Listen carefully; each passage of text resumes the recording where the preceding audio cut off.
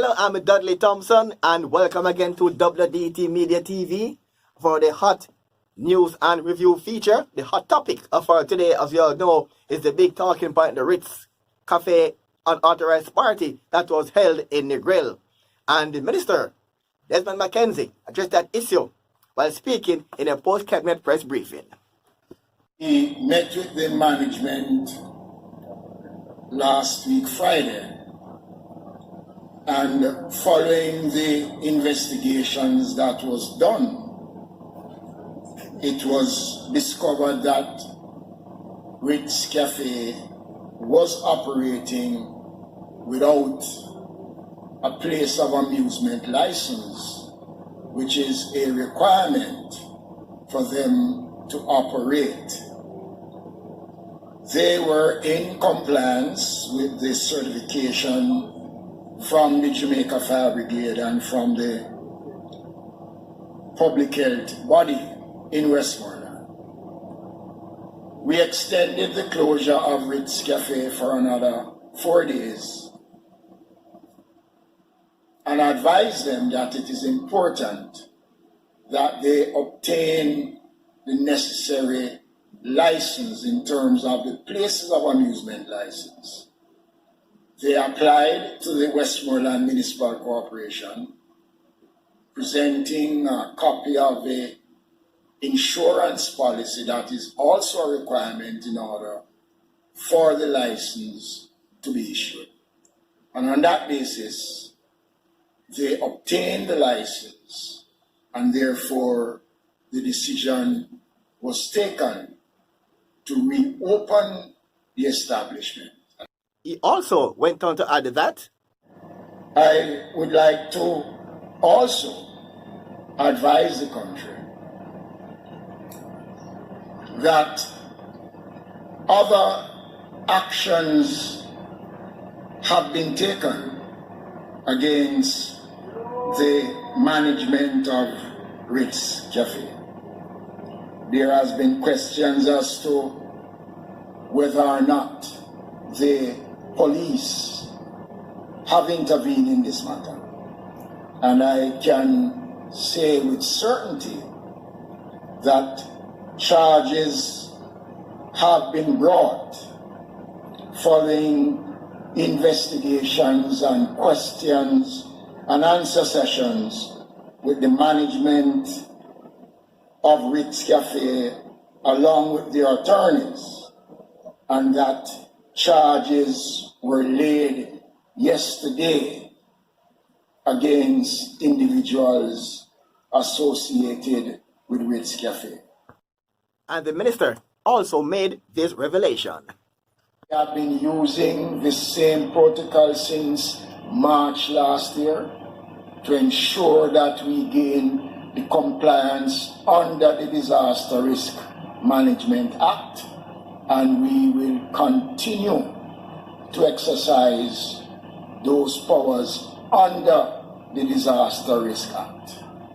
The police have been working, and I want to use this opportunity to advise the public that there is another location in the Grill.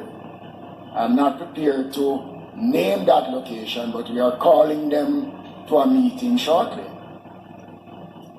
to deal with certain issues which we believe are in violation of the disaster protocol.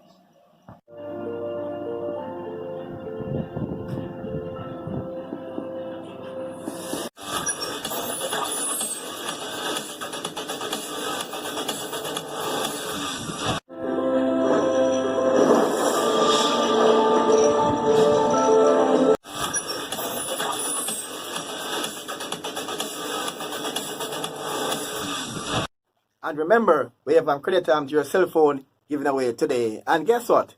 This is a talking point in Jamaica for years, that most Jamaicans always complain that items that are imported are sometimes less expensive than items produced locally. Now, Damion Crawford, in his capacity as a senator and also as a goat farmer, tried to explain exactly why locally produced mutton is more expensive than mutton had been imported. Here now is Damion Crawford. Yes. And it is because we actually import almost 80% of what we consume as curry mutton. Over $2 billion or 110,000 carcasses of animals are imported. And the price of foreign mutton is actually very much less than the price of local mutton. Except that foreign mutton is a totally different animal than goat. So actually goat meat have less fat. Goat meat have more taste because of a higher bone to meat ratio.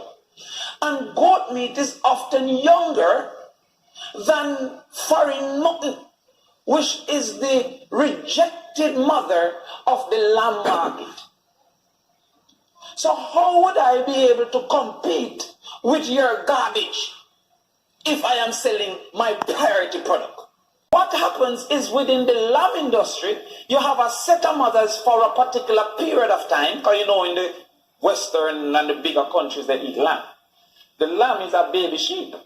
That lamb is produced by a mother sheep.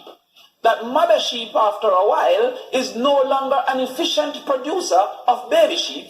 And so that lamb, now that mother sheep, is then sold as mutton.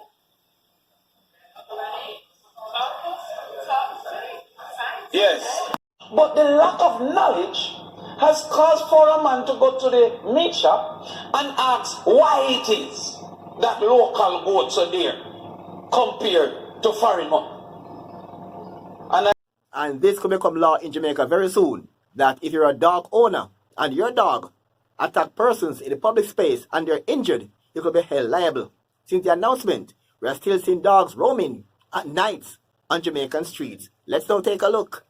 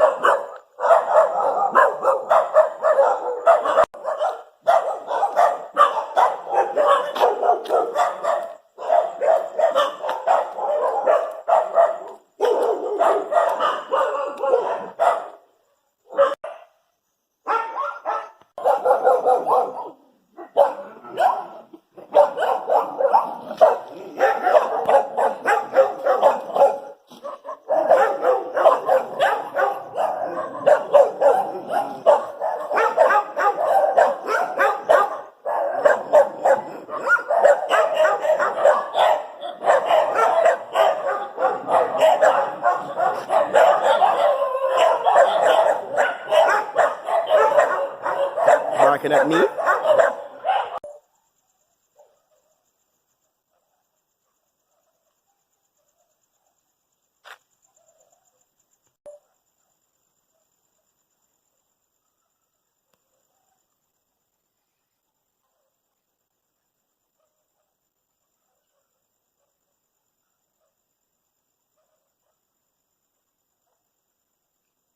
Looking there motionless.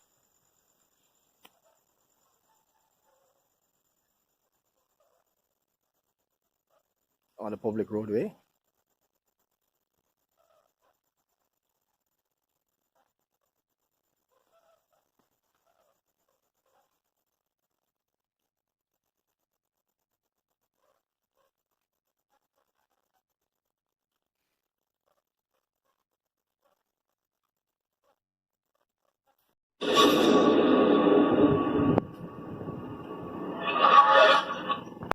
And that's how we end today's feature. I'm Dudley Thompson, and thanks for watching.